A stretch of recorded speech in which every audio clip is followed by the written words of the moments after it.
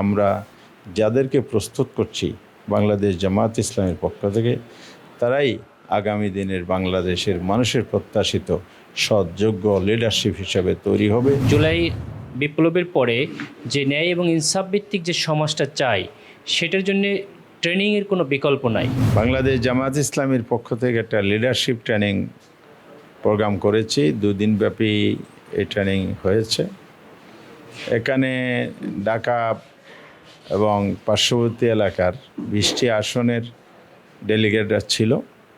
ট্রেনিংয়ের মূল অবজেক্টিভ ছিল আসন্ন নির্বাচন সামনে রেখে দেশ এবং জাতির জন্য একদল সৎ, দক্ষ এবং আগামী দিনের বাংলাদেশ, নতুন বাংলাদেশ, ন্যায় এবং ইনসাফ ভিত্তিক মানবিক বাংলাদেশ গড়ার স্বপ্ন বাস্তবায়নের জন্যেই জনগণের মধ্যে নতুন প্রত্যাশা তৈরি হয়েছে।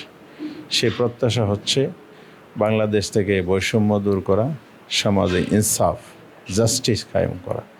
তাদের বিপ্লবের চেতনার মধ্যে যে স্লোগান আলোড়িত হয়েছে, উচ্চারিত হয়েছে, সেটা হলো উই ওয়ান জাস্টিস।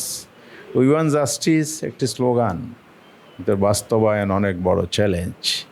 এই চ্যালেঞ্জ মোকাবেলা করতে হলে একদল সৎ, যোগ্য লিডারশিপ সমাজ থেকে তুলে আনতে হবে, যারা জাতিকে সঠিক পথের দিশা দেবে, জাতির স্বপ্ন বাস্তবায়ন করবে। আমরা মনে করি আমরা যাদেরকে প্রস্তুত করছি বাংলাদেশ জামায়াত ইসলামীর পক্ষ থেকে, তারাই আগামী দিনের বাংলাদেশের মানুষের প্রত্যাশিত সৎ, যোগ্য লিডারশিপ হিসেবে তৈরি হবে। জুলাই বিপ্লবের পরে যে ন্যায় এবং ইনসাফ ভিত্তিক যে সমাজটা চাই, সেটার জন্য ট্রেনিংয়ের কোনো বিকল্প নাই। তো বাংলাদেশ জামায়াত ইসলামী এই ধরনের ট্রেনিংয়ের উদ্যোগ নিয়েছে এবং আশা করি এই ট্রেনিংয়ের মাধ্যমে বাংলাদেশে একটি সঠিক নেতৃত্ব পাবে এবং সংসদটা প্রাণবন্ত হবে ইনশাল্লাহ, যার মাধ্যমে বাংলাদেশে ন্যায় এবং ইনসাফ প্রতিষ্ঠিত হবে এবং অতীতের সকল ভেদাভেদ ভুলে মানুষ একটি সমৃদ্ধ সুশৃঙ্খল সংসদ পাবে ইনশাল্লাহ। যোগ্য নেতৃত্ব গড়ে ওঠা এবং জাতিকে যোগ্যতার সাথে পরিচালনা করা, সে লক্ষ্যকে সামনে রেখে মূলত এই চমৎকার আয়োজন।